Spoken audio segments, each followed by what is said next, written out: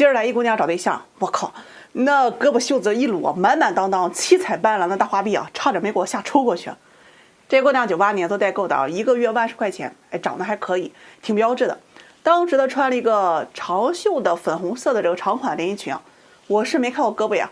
问她择偶要求，她说想找一个同龄左右啊，工作稳定，车房都有，年收入在10万以上的，其他不做要求，重点是看人。这要求啊，咱说实话。整体呢还算是比较理想，不算太高啊。毕竟这姑娘呢也是年轻又好看，而且有一定的赚钱能力。婚恋市场上是会有很多的男性啊，他是愿意去买单的。后面呢我就跟他聊天嘛，哎呀，你这条件也不错啊，生活圈子又没遇到个合适的吗？这不问不知道，一问，哎呦，神仙护体啊！这姑娘直接咔呲一下，左手胳膊袖子往上一撸啊，从手腕到胳膊满满当当的一个大花臂啊！你们不知道，吓得我呀！第一时间啊，努力回忆有没有说错话的地方呀？这说话声音啊，立马压低了1个度。哎呀，有种小弟见了黑帮老大的那种感觉。他说自己谈了好几个，都是因为这纹身啊，那没结果了呀。这纹身呢是自己上大专的时候纹的，那个时候就喜欢玩啊，被周边的朋友去带的，觉得纹身很酷就纹了。年轻的时候呢也不缺对象，谈了不少，大多数呢都不合适分了。最后这个谈了1年多啊，想着结婚，结果人男方父母他不同意，觉得有纹身啊那就不是正经姑娘。后面呢也分手了。他一开始啊是真没觉得这纹身啊能有什么影响，反而会觉得有纹身啊这出门很酷的。这姑娘的父母啊都是国企的管理岗啊，退休了，也有一些的人脉圈子。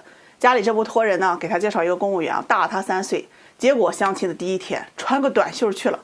哎呀，这男方见了没有3分钟啊就说单位有事跑了呀。中间这媒人啊回来反馈啊，就说这男方啊是觉得两家人呢是离得太远，可这姑娘说我自己连家在哪我都没跟他说呀。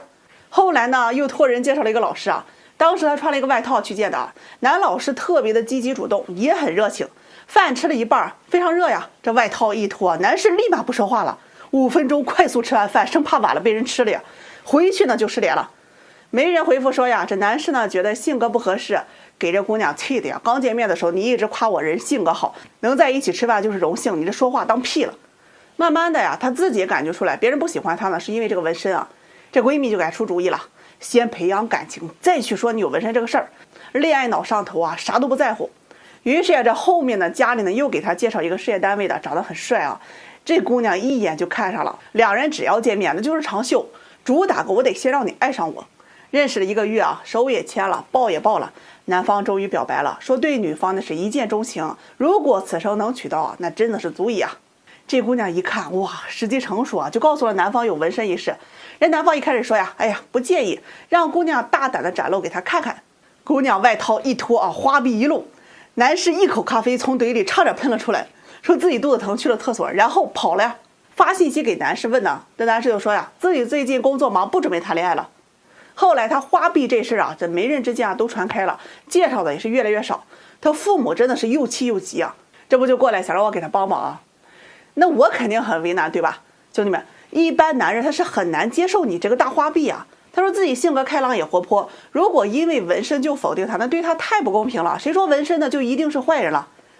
说实话，我心里有点嘀咕，你说谁家好人，那怎么那么花里胡哨的？这事儿我能怎么办？既然大多数人他都不能接受，那咱就找个兴趣爱好一致的。我就问他呀，给你介绍一个家庭条件好有纹身的行不？哎，正好我这儿有个男士啊，他也是有纹身的，左青龙右白虎还满背，自己创业啊，确实赚了不少钱，而且也有能力。这姑娘一听要蹦高啊，谁家好人能纹身的？这句话当时给我唬住了啊！我那一瞬间啊，不知道他说别人还是说自己啊，反正他要求啊，要找没有纹身的，工作体面，父母家庭条件还要好的。我最后那是拒绝了啊，风险太大，这真心相不了啊！你去大厂去招聘，面试官一看你有纹身，那直接就说不考虑你了。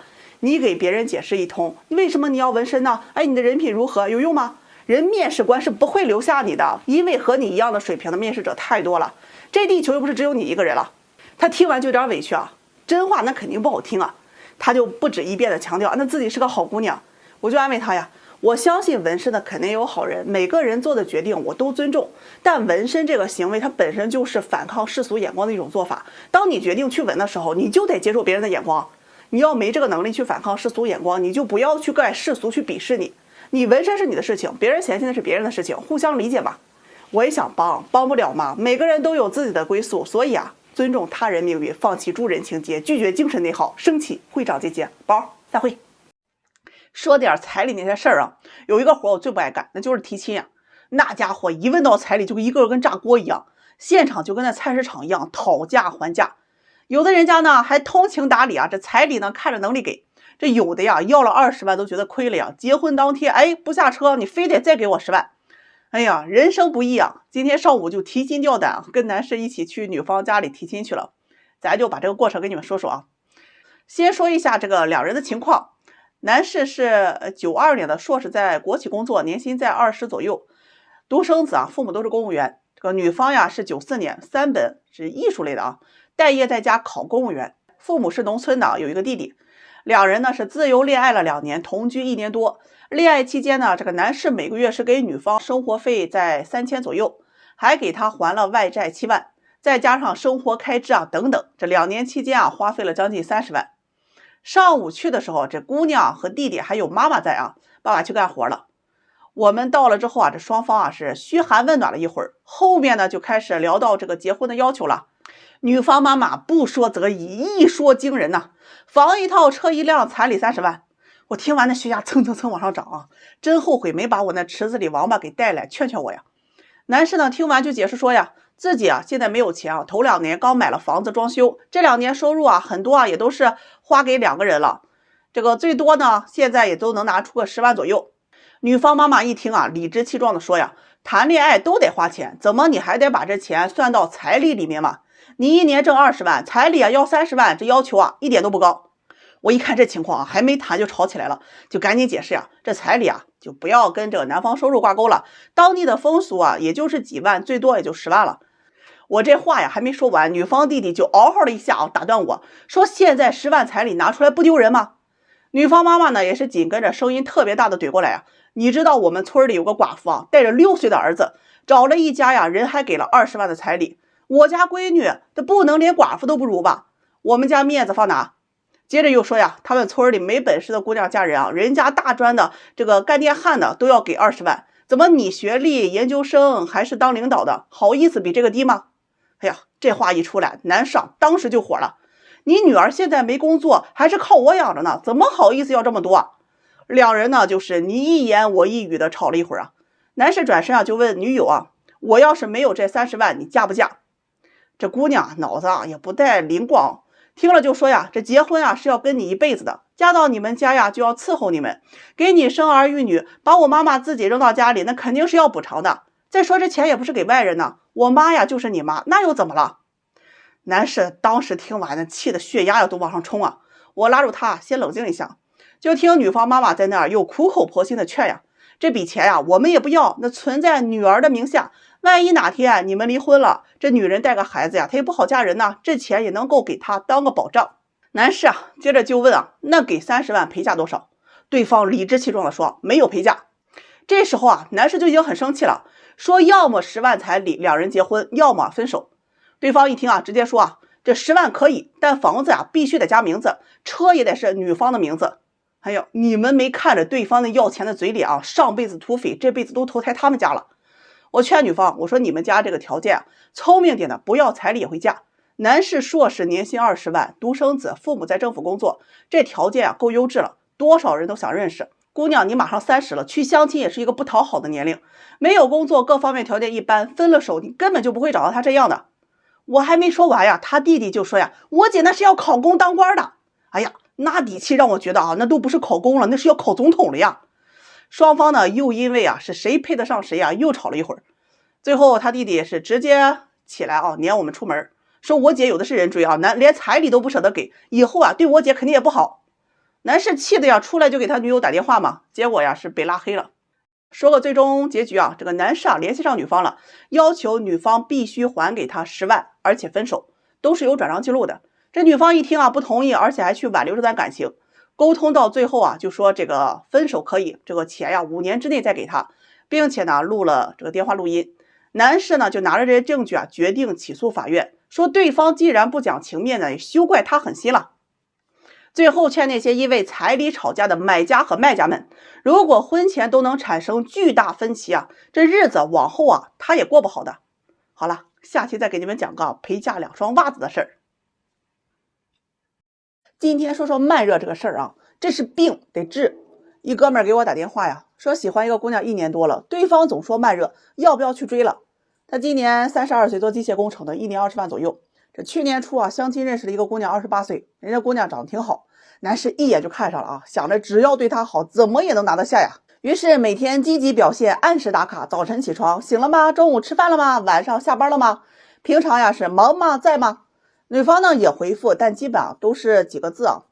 一有空，男士就约这个姑娘呢，她也出来，两人说话聊天呢，也能说到一起去。姑娘也让牵手拥抱，但就是一到关键点呢就拒绝。平常这情人节、劳动节、妇女节、儿童节等等啊，都按时的送礼物、送红包啊。终于啊，追了半年之后，这男士啊鼓起勇气对这个姑娘说：“我喜欢你，你可以做我女朋友吗？”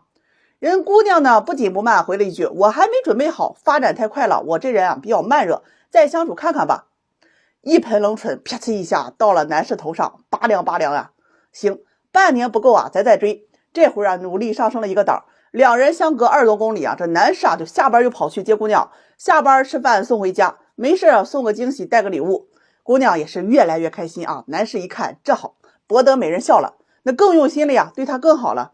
这样呢，又过了半年，花了好几万出去了。男士是信心满满的又去表白，还专门找了策划公司呀，在商场那最中间啊，那布置的现场老漂亮了。有一个环节啊，那是表白成功啊，头顶一个很大很大那个球里面就装了无数气球，工作人员扎破啊，天上就会掉下来很多气球，想想都很浪漫呀。男士就把这个姑娘带到中间，手捧鲜花呀，说我喜欢你，你愿意和我在一起吗？结果人家姑娘却说呀，我还没准备好，发展的太快了，现在呢只是刚刚有感觉。男士听完就急了呀，我追了你1年了，你喜不喜欢我该有个回应了吧？人姑娘说呀，你人很好，但是我这感觉来的比较慢，你得给我点时间去了解你。这样吧，2个月之后啊，我肯定给你结果。男士听完呀，是头也不回的走了，剩下工作人员就尴尬了，这球是扎还是不扎呀？男士问我还追吗？我说不追。他说付出了1年的努力，马上就有2个月就有结果了。我说结果也是不喜欢你。他说万一喜欢呢？哎呀，真的是烂泥扶不上墙啊！我和你们再强调一次，相亲认识的你根本不需要去追的，基本喜不喜欢第一次见面就已经决定了，喜欢这个过程一定是相互的。所有的慢热啊都是价值不够。我见过一个9分的帅哥，人家从来都没有说遇到过慢热的女生。你要知道，慢热并不取决于时长，慢热取决于很多因素，你的价值、他的价值，他身边异性的综合价值，以及此时他着急的程度。